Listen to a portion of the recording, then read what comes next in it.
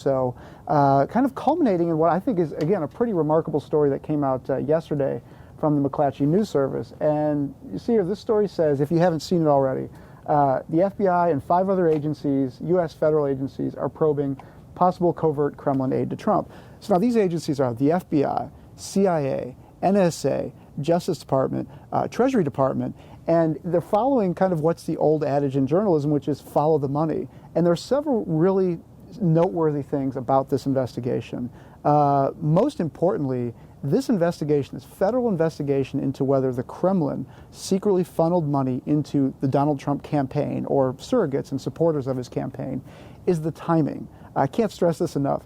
According to this McClatchy report and an additional report by BBC, these investigations began back in the spring, before the DNC hack was known, before any of these allegations came to light about sex tapes and other, alleged ties to Russia. So back in the spring, almost a year ago, at least over 6 months ago, the CIA gets a tip, gets some intel from an unnamed Baltic state ally, saying that there's a recorded conversation of Russian operatives, outlining plans to funnel money into the U.S. election to influence it in favor of Trump.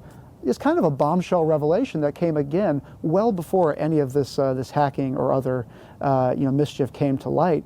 And so what happened then, according to these reports, is U.S. law enforcement and the intelligence community gets spun up about this idea and begins investigating whether Russia is secretly funneling money into the U.S. election. The significance of this, actually, pings back to something we talked about last week on this show, which is this idea that, a lot of investigative effort has been focused on how did the hackers of the DNC, of John Podesta, Hillary Clinton's campaign manager, how did they get paid?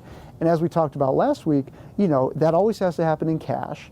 You can't just wire funds between hackers and the Kremlin. Like, that's just not how it works. It all happens in cash and untraceable funds. But what this investigation shows is that what U.S. intelligence was looking at before we knew about the hacks is whether Russia was funneling payments through Russian American pensioners, so people with Russian and American citizenship receiving pensions from Moscow, but are living in the U.S. and are potentially laundering money, for the Kremlin to pay off, individuals associated with the Trump campaign. What's significant about this is last week we talked about the famous memo, memo prepared by an ex-British intelligence operative that was basically raw intelligence, uncorroborated, kind of allegations, and the individuals that person spoke to, were not able to be vetted by any of the formal intelligence services. What we have here is a very different story, which is that the U.S. government and allies have been aware for almost a year about allegations that Russia was attempting to influence this election in covert ways, and they're following the money. And the significance of that is, if you're funneling money through, let's say, some pension scheme where you've got individuals living here who are legitimately receiving money from Russia, but within that you're hiding secret payments for other nefarious things, that does leave a paper trail. That's not what we talked about last week, which are, secret cash payments, which are virtually untraceable. The cash payments themselves are untraceable, but, perhaps the locations of individuals could be tracked through GPS and other means. But this investigation is really serious, and the significance of it can't be, it's impossible to overstate the significance of what's happening here, because again, there will be a paper trail if indeed there was some sort of scheme to influence the election in this way. And what that means potentially is, if you want to take this idea all the way out, if there were individuals inside the United States colluding with the Kremlin or colluding with individuals in the Trump campaign, potentially to undermine, the electoral process, that's a criminal charge at that point. I mean, so much of what we write about and so much of what's been discussed about this campaign is shrouded in secrecy because it involves U.S. intelligence. And that's a tricky area, because the U.S. intelligence, or any other foreign intelligence for that matter, they're never keen on releasing their sources and methods. So a lot of that information never becomes public. This, however, if this turns into something that's prosecutable, if they find actual evidence of nefarious deeds here, that's information that would come before the public. And you can imagine what a headache this would be for the Trump administration, administration tomorrow, which will be inaugurated. If law enforcement is able to develop, any criminal case against somebody helping his campaign. You talk about delegitimizing potentially a campaign and a criminal case involving a foreign government and a U.S.-based intermediary. There are a few other ways I can think of that would strongly delegitimize a campaign. So that's really the significance of what's happening here. And you may remember, those of you who saw last week, this is the famous memo that kind of kicked off a lot of the public discourse about what's happening here and allegations of ties to Russia and things like that. But again, this was raw, uncorroborated intelligence. What we're seeing here is a formalized federal U.S. investigation, into some of these allegations. And, it's worth diving a little bit deeper into how this intelligence, came to be. As I mentioned before, you have, U.S. intelligence received a tip sometime in the spring through, an ally in the Baltics, that there was a recording of Russian conversations regarding, funneling money into the U.S. election. On its own, that's not a ton to go on, but apparently the intelligence agencies had, pretty good insight into, well, how would this scheme work? Is it money transfers? Is it cash? Is it any other form of payment? And what they appear to have settled on is this idea, which matches what's in the uncorroborated report, of using this pension system, which, if you think about it, is actually a pretty clean way to launder money, if indeed that's what happened here. And a lot of this is speculation, but what you have, the problem with any of these cases is, transferring money creates a paper trail. The worldwide banking system, it's actually very easy to trace where money goes once you know where to look. And that's the biggest problem is, transferring money is not necessarily anonymous, because at the end of the day, the individual wants a fat bank account, and that's tied to them. They're able to deposit and withdraw. And, at the end of the day, that money flows to somebody, to an individual, and it has to flow through people as well. So it's going to be very interesting to see what happens with this investigation, because, as I say, the involvement of law enforcement in this investigation and the fact that Treasury is involved, indicates that there's a money trail that they're tracing. Now, whether that leads anywhere or not, or whether it leads anywhere that's provable, is probably the better way to say it, remains to be seen. But it's really worth, reminding for the audience here and anybody watching this, the inauguration is going to happen tomorrow, barring some, kind of extraordinary series of events. And when that does, it's important to remember as well, these investigations continue. This is something that we've learned as, this whole drama has unfolded, that, the president has pretty wide latitude to direct the intelligence agencies to kind of follow his priorities. That's really significant because you've got the NSA, the CIA, the other intelligence services. Trump could essentially, if he wanted to, kill an investigation into any of these ties on the intelligence side. The significance of this, again, is that this is law enforcement. The FBI, it's going to be a lot harder for him and potentially impossible to kill a law enforcement investigation into some of these things. And there's been a lot of chatter in Washington about about how this would all work if Trump gets in office and does everything end. This is a sign, and these leaks are a sign, that these probably won't end, even if everything else does. We've got some questions coming in. Thank you for anybody writing in with questions. Question is, do we know anything about the kinds of evidence the intelligence agencies might have? Well, at this point, we don't. Nothing's been made public beyond the fact that there is an investigation and that it involves, potentially this Russian-American pensioner, configuration.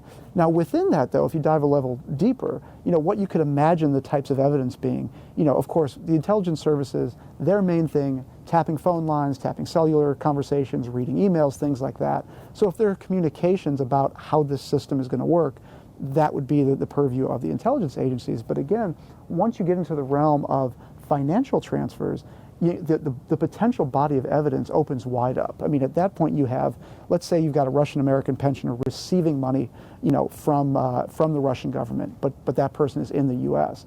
It's very easy for the U.S. Government to see, is that person receiving a set amount every month, which is what a pension is, and then all of a sudden that amount increases, and increases, in some kind of amount that you're able to trace. Because again, once you deal with the global financial system, taking money in and out of it is very easy to trace. So you've got to imagine that's where they're going to look.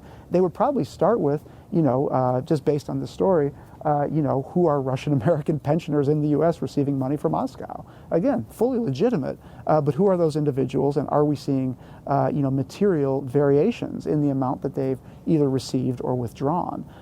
You could imagine a scenario in which, this money, if it existed, was deposited in these accounts over a long period of time to avoid suspicion.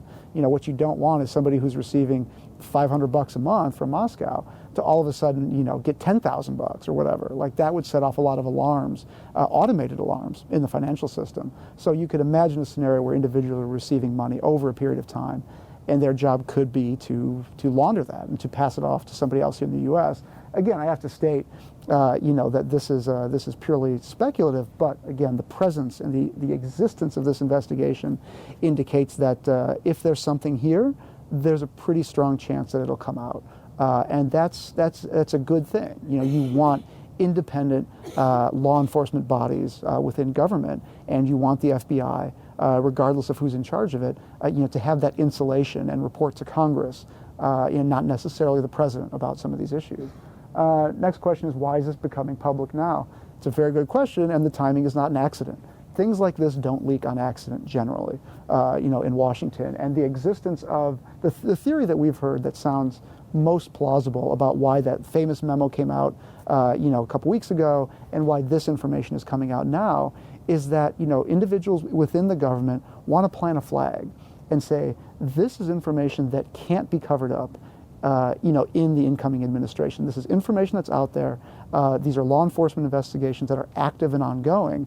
And the significance of that is not just the public. We tend to kind of overrate the value of the public's interest in these matters. It's not nothing, but it's less significant, tends to be, than we think. What is significant, though, is that Congress knows about this now. And Congress is aware of these investigations. Congress is aware of these allegations, and Congress's role, as a potential, its adversarial, the adversarial component of its role, is to keep these things alive. And you've got a lot of individuals in Congress who are going to be demanding answers on this, and that keeps the investigations alive. It makes it a lot harder for this information to just be covered up, because, as I said earlier, when you're talking about intelligence community products, raw intelligence about this information, that's very easy to keep secret. It's very easy for the president to say this is never getting out, and the likelihood that it ever gets out is pretty low. Another question is, can you explain again what the money was said to be used for? Okay, good question. As best as we can understand it, and again, this is speculation, the idea is, if Russia is trying to influence individuals in the U.S., if they're trying to bribe them, in other words, how do they do that? They can't just wire money into their Bank of America account. That's obvious, and that'll set off all kinds of red flags, and it's very easy to prove a corruption case. So at some point you have to get to a middle person, a middleman, somebody to launder the money and deliver it to the individual. And now, whether that individual is a computer hacker, doing hacking of the DNC, whether that individual is, let's call it a Trump, campaign advisor or supporter who has, the president-elect's ear and can influence him on, serious policy matters. There are all sorts of individuals that could have been used to influence this process, whether it's directly by hacking or kind of indirectly through an advisor. And those individuals want to be paid. At the end of the day, profit motive drives a lot of this stuff, whether it's hacking or public corruption. And the question again is, how do you do that? So you can imagine a scenario where there are individuals here in the U.S. Who have a Russian background, are receiving money from Moscow legitimately through pensions they may have obtained there.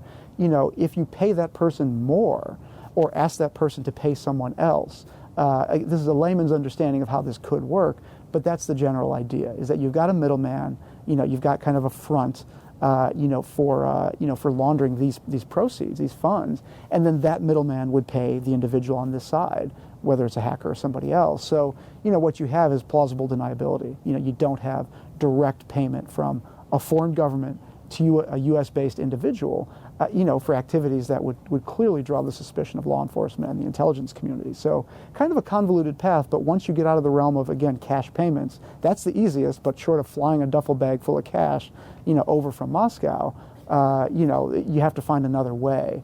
And doing it anonymously in the global banking system is, kind of next to impossible. Next question is, what would happen if they found out this were true? Would he be kicked out of the presidency? Would Trump be impeached? Well, that's the question that's on everybody's mind, and again, that's why this information, my guess is leaking now. Because there are individuals in the government that want to keep this alive, that believe that something's there, or believe that it needs to be investigated fully. And it depends what they find. I mean, if they found that there was some sort of scheme, involving U.S.-based individuals to pay the hackers who may be here as well, that's one thing. But if there's a direct connection to the Trump campaign, if that money were being used, alleged money, I should say. I mean, we don't have any evidence yet that there was actual transfer of funds, but that's what they're looking into. But if there's evidence that there were payments through intermediaries to individuals associated with the Trump campaign, whether that was his former campaign manager Paul Manafort, there's all kinds of ties to Russia in that region, and the reason he was sidelined was largely, our understanding is, because of those ties. He was too much of a liability. But anybody else in Trump's orbit, that may have received payments from a foreign government. Again, this is a law enforcement action, and that is, those are actions and activities that could potentially pose a real threat to the president-elect, and as of tomorrow, the president. So it depends on who it is, and it depends how close they are to the president-elect. And the farther away you get, the less of a threat to his potential threat to his presidency. The closer you get, the more serious the threat. I want to thank again. With that, I want to wrap up, and again thank everybody who wrote in with questions. Again, this is a show we do every week, same time here out of the Washington, D.C. Bureau. We've got a lot of interesting stuff to talk about next week. And as this investigation unfolds, I'll be sure to bring you the latest, and hopefully this information is helpful in understanding, amid the flood of news about the inauguration tomorrow. Hopefully this gives you some good guidance on how to interpret some of this stuff. So with that, signing off, and thanks again. We'll see you next week.